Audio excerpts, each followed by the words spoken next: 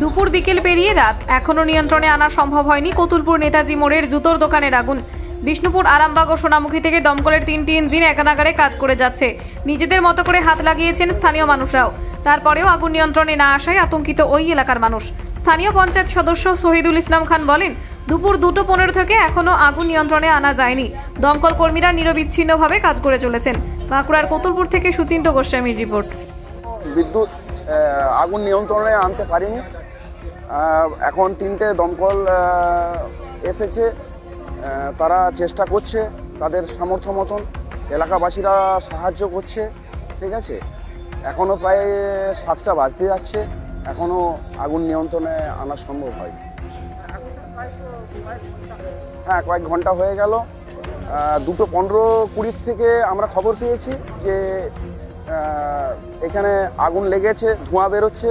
তৎক্ষণাৎ আমরা ছুটে আসি এবং এলাকার প্রচুর সংখ্যক মানুষ তারা তাদের সামর্থ্য মতন ছুটে এসেছেন এবং তারা তাদের বাড়ির থেকে জল টল নিয়ে তারা আগুন নেভানোর চেষ্টা করেছেন, কিন্তু আগুন এখনও নিয়ন্ত্রণে আনতে পারেনি। 3খানা দমকল এসেছেন পরবর্তীকালে, কিন্তু তারা এখনও চেষ্টা করছেন, কিন্তু এখনও কতক্ষণ যে লাগবে তার সঠিক আমরা এখনও খবর কিছু বলতে পারছি না।